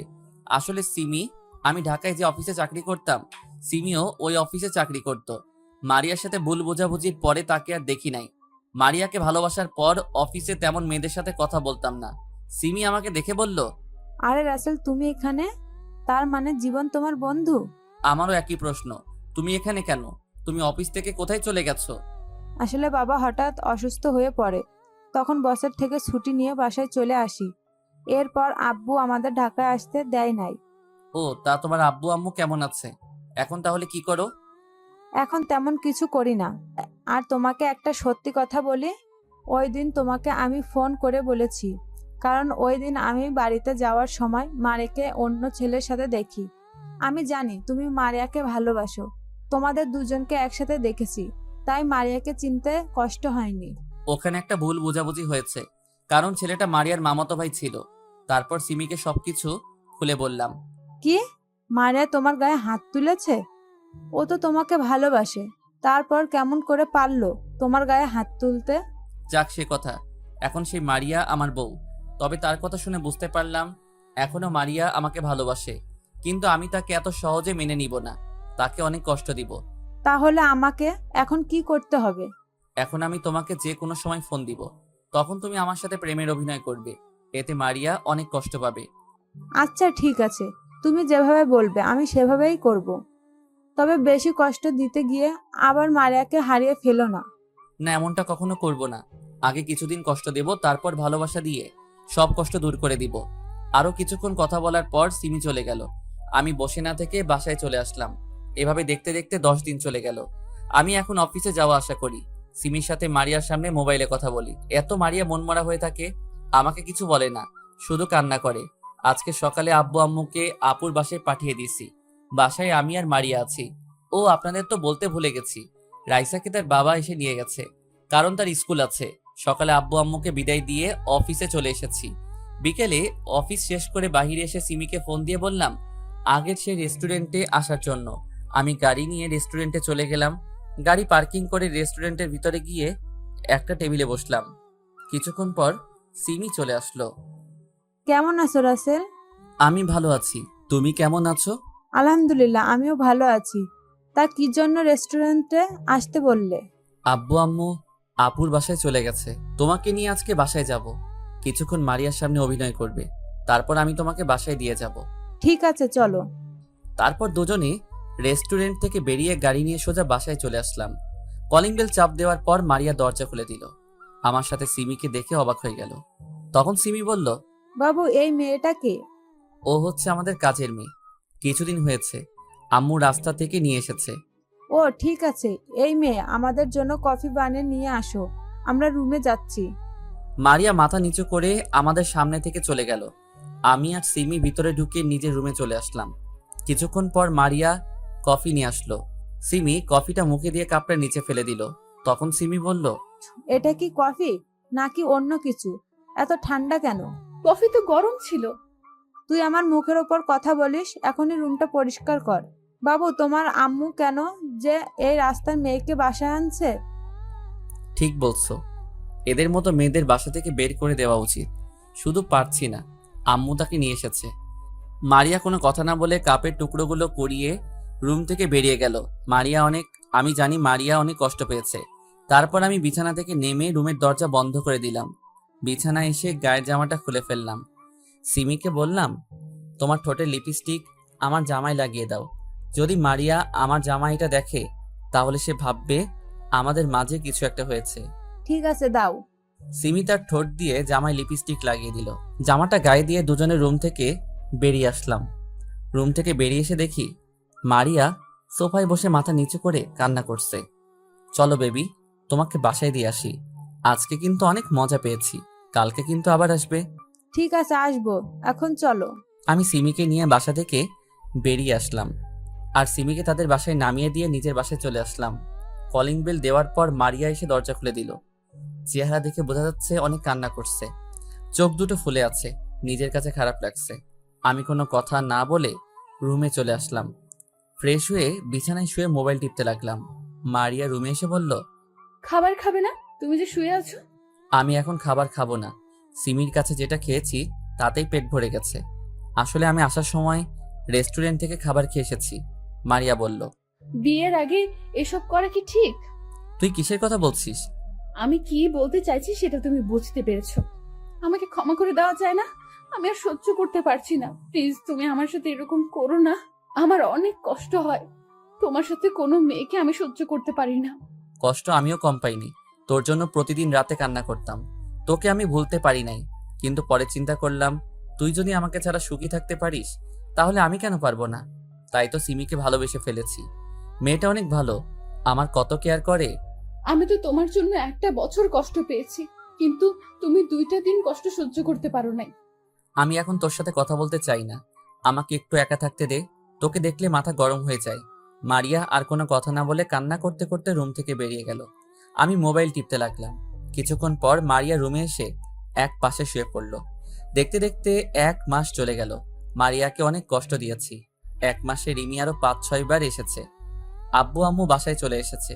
মারিয়া আগের থেকে অনেক শুকিয়ে গেছে। খাওয়া দাওয়া ঠিক মতো করে না, খালি কান্না করে, মন মরা হয়ে বসে থাকে। তাই ভাবছি মারিয়ার জন্মদিনে তাকে আপন করে নিব। জন্মদিনের এখনো 15 দিন বাকি আছে। সকালে ঘুম থেকে উঠে দেখি মারিয়া আমার পাশে নেই। আমার মনে হয় নিচে চলে গেছে সকালের নাস্তা তৈরি করতে। আমি বিছানা থেকে নেমে ওয়াশরুমে ঢুকে ফ্রেশ হয়ে রেডি হয়ে নিচে চলে আসলাম। একটা চেয়ার টেনে বসলাম। মারিয়া আমাকে নাস্তা দিল। হয়তো ভাবছে আমি খাবো না, কিন্তু তাকে অবাক করে দিয়ে আমি নাস্তা খেতে লাগলাম। মারিয়ার মুখে খুশির ছাপ দেখছি, কারণ আগে মারিয়া আমাকে নাস্তা দিলে আমি খেতাম না, নিজের হাতে নিয়ে খেলাম। নাস্তা করে আব্বু আম্মুকে বলে বাসা থেকে বেরিয়ে এসে গাড়ি নিয়ে অফিসে চলে আসলাম। অফিসের ভিতরে ঢুকে নিজের কেবিনে চলে গেলাম। বসে বসে একটা ফাইলের কাজ করতে লাগলাম। হঠাৎ দরজার সামনে দাঁড়িয়ে রাফি বলল, ভিতরে আসবো? আরে রাফি, আয় বস, তোর অনুমতি লাগবে না। তা হঠাৎ আমার অফিসে? তোকে একটা দাওয়াত দিতে এসেছি। আগামী শুক্রবার আমার বিয়ে। তোর আব্বু আম্মু ভাবি তুই সহ চলে আসবি। কি বলছিস?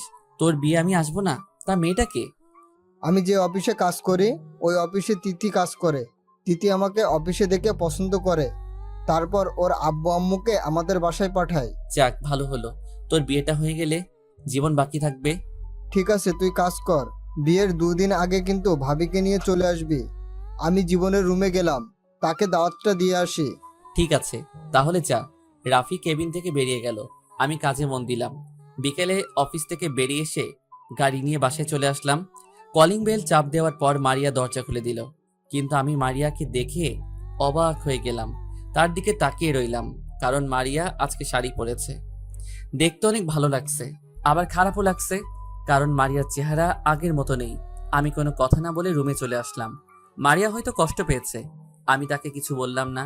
রুমে এসে ওয়াশরুমে ঢুকে গেলাম। ফ্রেশ হয়ে বাইরে এসে দেখি মারিয়ার সামনে দাঁড়িয়ে আছে। তখন মারিয়া বলল, আমাকে কেমন লাগছে? আমি কোনো কথা বললাম না। তখন মারিয়া আবার বলল, কি হলো, কথা বলছো না কেন? আমাকে কেমন লাগছে একটু বলো না। ভালো লাগছে। মারিয়া হয়তো এমন বলবো আশা করেনি। মারিয়া আর কোনো কথা না বলে ওয়াশরুমে চলে গেল। কিছুক্ষণ পর শাড়িটা চেঞ্জ করে বাইরে আসলো। কোনো কথা না বলে রুম থেকে বেরিয়ে গেল। আমিও আর দাঁড়িয়ে না থেকে নিচে চলে আসলাম। সবাই মিলে খাবার খেতে লাগলাম। তখন আমি বললাম, আব্বু আম্মু, রাফির বিয়ে আগামী শুক্রবার। আজকে অফিসে এসে দাওয়াত দিয়ে গেছে, সবাইকে যেতে বলেছে। ঠিক আছে, আমরা সবাই যাব। তারপর খাবার খেয়ে রুমে চলে আসলাম। রুমে এসে বিছানায় শুয়ে মোবাইল টিপতে লাগলাম। কিছুক্ষণ পর মারিয়া রুমে আসলো। দরজা বন্ধ করে আমার পাশে এসে এমন কিছু করবে, আমি তো অবাক হয়ে গেলাম। মারিয়া আমার পাশে শুয়ে আমাকে জড়িয়ে ধরলো। আমি মারিয়াকে জোর করে ছাড়িয়ে বিছানায় বসে বললাম, তোর সাহস তো কম নয়, তুই আমাকে জড়িয়ে ধরেছিস কেন? আমি তোকে বলছি না, আমার কাছে কখনো স্বামীর অধিকার পাবি না। আর একবার যদি তুই করে বলছো তাহলে মাথা ফাটিয়ে দিমো। তুমি কি মনে করেছো আমি কিছুই জানি না? তুমি আমাকে কষ্ট দেওয়ার জন্য ওই মেয়ের সাথে প্রেমের অভিনয় করছো। তোকে কে বলেছে আমি সিমিকে ভালোবাসি? সিমিও আমাকে ভালোবাসে। আমরা অভিনয় করব কেন? মনে মনে বললাম, মারিয়া কি সত্যিটা জেনে গেছে? ঠিক আছে, এখনই প্রমাণ দেখাচ্ছি। তোমার মোবাইলটা দাও তো। তোকে আমার মোবাইল দিব কেন? যেটা বলছি সেটা করো, তা না হলে আব্বু আম্মুকে ডাক দেব। আমি আর কোনো কথা না বলে মোবাইলটা মারিয়ার হাতে দিলাম। আব্বু আম্মুকে বললে বাসা থেকে বের করে দিবে। তারপর মারিয়া এমন কিছু শোনাবে, আমি তো অবাক হয়ে গেলাম। মারিয়া আমাকে একটা রেকর্ডিং শোনালো, যেটাই আমি আর সিমি কথা বলছি মোবাইলে। এবার মারিয়া বলতে লাগলো, গতকাল রাতে তুমি ঘুমিয়ে যাওয়ার পর তোমার মোবাইল হাতে নেই। ভাগ্য ভালো ছিল, মোবাইলে কোনো লক ছিল না। মোবাইলের ভেতরে ঢুকে কিছু পেলাম না, তাই বুদ্ধি করে অটো রেকর্ডিং চালু করে রেখেছি। তার মানে তুমি সব জেনে গেছো? সব জেনে গেছি। এবার আমাকে মাফ করে দাও। আমি আর তোমার অবহেলা সহ্য করতে পারছি না। যদি তোমার কষ্ট দেওয়ার শেষ না হয় তাহলে তুমি নিজের হাতে দাও, তবুও আমাকে আপন করে নাও। ভেবেছিলাম তোমাকে কিছুদিন পর একটা সারপ্রাইজ দিয়ে আপন করে নিব, কিন্তু আমি আর পারলাম না। এসো বুকে। বলতে দেরি মারিয়া আমাকে জড়িয়ে ধরতে দেরি করে নাই। মারিয়া জড়িয়ে ধরে কান্না করতে লাগলো। তখন আমি বললাম, এই পাগলি, কান্না করো কেন? আমি আর তোমাকে কষ্ট দিব না, এবং তোমাকে ছেড়ে কোথাও যাব না। এবার যদি আমাকে ছেড়ে চলে যাও তাহলে আমি আর বলতে না দিয়ে ঠোঁট দুটো এক করে দিলাম। দুজনে দুজনকে জড়িয়ে ধরে কিস করতে লাগলাম। প্রায় 5 মিনিট পর ছেড়ে দিলাম। তখন আমি বললাম, আর একবার যদি মরার কথা মুখ দিয়ে বের করো তাহলে আমাকে হারাবে। না না, আমি তোমাকে হারাতে পারবো না। আমি তোমাকে অনেক ভালোবাসি, আর কখনো মরার কথা মুখ দিয়ে বের করব না। এবার ঠিক আছে। মুয়া। আচ্ছা, তুমি বলেছিলে সারপ্রাইজ দিবে, তা কিসের সারপ্রাইজ? সেটা সময় হলে জানতে পারবে। চলো দুজনে একটু রোম্যান্স করি। তা করো। তোমাকে কেউ ধরে রাখছে? আমি মারিয়াকে বিছানায় ফেলে দিয়ে বুকের উপর শুয়ে তার ঠোঁট দুটো এক করে দিলাম। তারপর আর কি আমি আর বলতে পারবো না, কারণ এখন রমজান মাস। সকালে ঘুম থেকে উঠতে দেখি মারিয়া আমাকে জড়িয়ে ধরে শুয়ে আছে। তার শরীরে কাপড় নেই। হঠাৎ মারিয়ার গলার নিচে একটা তিল দেখে নিজেকে কন্ট্রোল করতে পারলাম না। ওই তিলটায় কিস করতে লাগলাম। মারিয়া আমার মাথার চুল খামচে ধরলো। তারপর আর কি, সকালবেলা আরেকবার হয়ে গেছে। দুজনে একসাথে ওয়াশরুমে গিয়ে ফ্রেশ হয়ে বেরিয়ে আসলাম। আমি অফিসে যাওয়ার জন্য রেডি হচ্ছি। মারিয়া আয়নার সামনে দাঁড়িয়ে চুল শুকাচ্ছে। আমি মারিয়াকে পিছন থেকে জড়িয়ে ধরলাম। তখন মারিয়া বলল, তোমার রোম্যান্স শেষ হয়নি? সারা রাত ঘুমাতে দাও নাই, আবার সকালেও শুরু করছো। হঠাৎ তুমি এত রোমান্টিক হলে কবে থেকে? এমন একটা সুন্দরী বউ থাকলে খালি আদর করতে মন চায়। এখন ছাড়ো, আব্বু আম্মু আমাদের জন্য অপেক্ষা করছে। মারিয়াকে ছেড়ে দিলাম। তারপর দুজনে একসাথে নিচে গেলাম। আমি আর মারিয়া দুটো চেয়ার টেনে বসলাম। তারপর নাস্তা করে অফিসে চলে আসলাম। দেখতে দেখতে রাফি বিয়ের দিন চলে আসলো। কালকে বিয়ে, আজকে গায়ে হলুদ। সকাল থেকে রাফি ফোন করে যাচ্ছে। আব্বু আম্মুকে সকালে পাঠিয়ে দিছি। আমি আর মারিয়া এখনো বাসায়। রুমে আমি আর মারিয়া রেডি হতে লাগলাম। আমার রেডি হওয়া শেষ, কিন্তু মারিয়ার এখনো হয়নি, কারণ মারিয়া শাড়ির কুচি পরতে পারছে না। আমি মারিয়ার হাত থেকে কুচিটা হাতে নিয়ে পরিয়ে দিলাম। মারিয়া চোখ বন্ধ করে ফেললো। মারিয়ার পেটে একটা কিস করলাম। মারিয়া কেঁপে উঠল। বসা থেকে দাঁড়িয়ে দেখি মারিয়া এখনো চোখ বন্ধ করে আছে। আমিও আর সুযোগ মিস করি নাই। মারিয়ার ঠোঁট দুটো এক করে দিলাম। প্রায় 2 মিনিট পর ছেড়ে দিলাম। তোমার কি খালি কিস করতে মন চায়? কি করবো বলো, তোমার এই গোলাপি ঠোঁট দেখলে কিস করতে মন চায়। এখন চলো, পরে অনেক সময় পাবে রোম্যান্স করতে। এমনি অনেক দেরি হয়ে গেছে। আমি আর মারিয়া রুম থেকে বেরিয়ে বাসার বাইরে চলে আসলাম। গাড়ি নিয়ে দুজনে একসাথে গে মার্কেটে গেলাম। মার্কেট থেকে উপহার নিয়ে রাফির বাসায় চলে আসলাম। বাড়িটা অনেক সুন্দর করে সাজিয়েছে। গাড়ি পার্কিং করে দুজনে ভিতরে গেলাম। ভিতরে ঢুকে দেখি অনেক মেহমান এসেছে। জীবন আর সিমিও এসেছে। আমাদেরকে দেখে দুজনেই সামনে আসলো। তখন সিমি বলল, ভাবি, তুমি আমাকে ক্ষমা করে দাও। তোমার সাথে নানান ধরনের কথা বলেছি। আমাকে এসব করতে বলেছে তোমার জামাই। আমি সব জানি, সমস্যা নেই, এটা আমার কপালে ছিল। এখানে দাঁড়িয়ে কথা বলবি? চল রাফির কাছে যাই সবাই। তোমরা 2 বন্ধু যাও, আমি আব্বু আম্মুর সাথে দেখা করে আসি। ঠিক আছে যাও। মারিয়া আর সিমি চলে গেল। আমি এবার জীবনকে বললাম, তোকে যা বলেছি সবকিছু ঠিকঠাক ভাবে করেছিস? একবারে সব ঠিক মতো করা শেষ, এখন শুধু সময়ের অপেক্ষা। চল রাফি রুমে যাই, ওর সাথে কিছুক্ষণ দুষ্টামি করে আসি। অনুষ্ঠান শুরু হতে এখনো বাকি আছে। তারপর জীবন আর আমি রাফির রুমে গেলাম।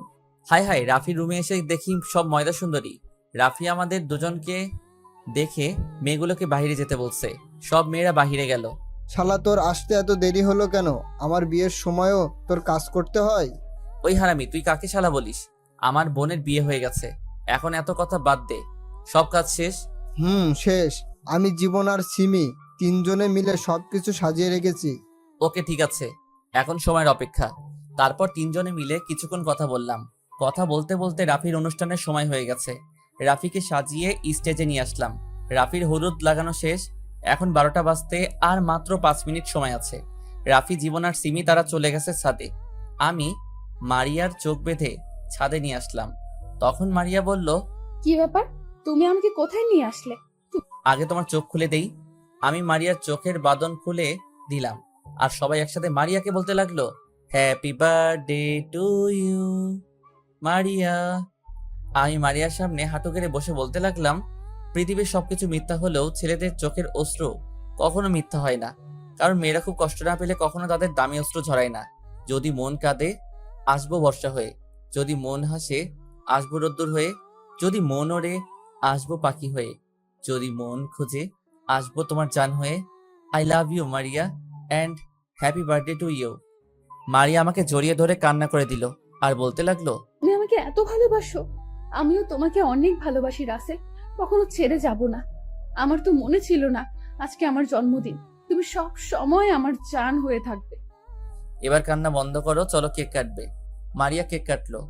প্রথম আলোকে খাওয়াই দিল। তারপর বাকি সবাইকে। পরের দিন সবাই রেডি হয়ে মেয়ের বাড়িতে গেলাম। আমার গাড়িতে রাফি, জীবন আর সিমি। আমার সাথে সামনের সিটে মারিয়া, পিছনের রাফির সাথে জীবন আর সিমি। প্রায় 1 ঘন্টা পর মেয়েদের বাসার সামনে চলে গেছি। আমি আর মারিয়া ম্যাচ করে পড়েছি। মারিয়া পরেছে নীল শাড়ি আর আমি নীল রঙের পাঞ্জাবি। মারিয়া আর সিমি গাড়ি থেকে নেমে ভিতরে চলে গেছে। আমি, রাফি, জীবন গাড়ি থেকে নেমে গেটের সামনে যাওয়ার পর কিছু মেয়ে ভিতরে যেতে দিচ্ছে না। তখন আমি বললাম, কি ব্যাপার, আপনারা গেটের সামনে দাঁড়িয়ে আছেন কেন? আমাদের পাওনা দিয়ে তারপর ভিতরে যাবেন। আপনাদের পাওনা মানে? কিসের পাওনা? কিসের কথা বলছেন? ও মা, ইনি দেখি বাজা মাছটা উল্টে খেতে পারে না। ভেতরে যেতে টাকা লাগবে। ও মা, এটা তো বেশিরভাগ গ্রাম অঞ্চলে হয়, ঢাকায় হতে এই প্রথম দেখেছি। আরে মিথ্যা বললাম, আমার বিয়ের সময়ও নিছে, কিন্তু ওই সময় এত কিছুর দিকে তাকাইনি। কারণটা আপনারা জানেন। তাড়াতাড়ি টাকা দেন, তা না হলে ভিতরে যেতে পারবেন না। আমি জীবনের কানে কানে বললাম একটা ডিল হাতে নিতে। জীবন আমার কথা মতো একটা ডিল দিল হাতে। তখন আমি 10 টাকার নোট 5টা ডিলটার মধ্যে পেঁচিয়ে বললাম, আগে আমাদের ভিতরে যেতে দিন, তারপর টাকা দিব। তাদের হাতের মধ্যে টাকা দেখিয়ে ওরা কি জানি চিন্তা করে গেট ছেড়ে দিল। আমি মেয়েদের হাতে টাকাগুলো দিয়ে দৌড় ভিতরে চলে গেলাম। আর মেয়েগুলো আমার 14 গোষ্ঠী উদ্ধার করছে পিছন থেকে। ভিতরে আসার পর হঠাৎ মারিয়া আর সিমিকে দেখি একটা ছেলের সাথে তর্ক বিতর্ক করছে। আমি তাদের সামনে গিয়ে বললাম, এখানে কি হয়েছে? আমরা ভেতরে আসার সময় এই ছেলেটা এসে সিমিকে ধাক্কা মেরে ফেলে দেয়। ভাইয়া, আমি ইচ্ছা করে পালাই নাই। আমার সব কিছু কাজিন রং নিয়ে আমাকে দৌড়াইছে। তখন আমি দৌড়ে আসার সময় ওনার সাথে ধাক্কা লাগে, তারপর উনি পড়ে যায়। আমি ওনাকে সরি বলেছি, কিন্তু উনি আমার সাথে তর্ক বিতর্ক করেছে। ঠিক আছে, তুমি বলে যাও। আর তোমরা, ও তো সরি বলতেছে, তারপরও কেন ছেলেটার সাথে তর্ক করছো? সরি। ঠিক আছে, ভিতরে চলো। ভিতরে ঢোকার পর বিয়ে পড়ানো শেষ। তারপর সবাই খাওয়া দাওয়া করে মেয়েকে নিয়ে চলে আসি। রাফির বাড়ির সবার কাছ থেকে বিদায় নিয়ে আব্বু আম্মু আমি আর মারিয়া বাসায় চলে আসি। জীবন আর সিমি আজকে থাকবে রাফির বাসায়। বাসায় এসে কলিং বেল চাপ দেওয়ার পর কাজের বুয়া এসে দরজা খুলে দিল। আমি আর মারিয়া আমাদের রুমে চলে আসলাম। রুম থেকে ফ্রেশ হয়ে বাইরে আসার পর মারিয়া ঢুকলো ওয়াশরুমে। মারিয়া গেল ফ্রেশ হয়ে, এসে বিছানায় শুয়ে আমাকে জড়িয়ে ধরে বলল, আজকে বিয়ে বাড়িতে দেখছি মা তাদের ছেলে মেয়েকে কি সুন্দর করে খাবার খাইয়ে দেয়। তো কি হয়েছে? আমিও মা হব, তুমি আমাকে একটা ছেলে দাও। আমি তোমাকে কোথায় থেকে ছেলে এনে দিব? মজা করে মারিয়াকে বোঝাতে চাচ্ছে না বুঝলে নাই, আমি এখন ঘুমাবো। বলে অন্যদিকে মুখ ফিরিয়ে শুয়ে পড়ল। আমি পিছন থেকে জড়িয়ে ধরে বললাম, তাহলে ছেলে আনার মিশনে নেমে পড়ি। এটা বলার সাথে সাথে মারিয়া আমাকে জড়িয়ে ধরলো। লজ্জায় চেহারা পুরো লাল হয়ে গেছে। তারপর আর কি শুরু হয়ে গেল মিশন। এই মেয়েরা রোজা রাখেন নাই? আর কি দেখেন, রোজার সময়গুলো এগুলোর মানুষ দেখে না, সবাই খারাপ বলবে। ধন্যবাদ সবাইকে, পাশেই থাকবেন।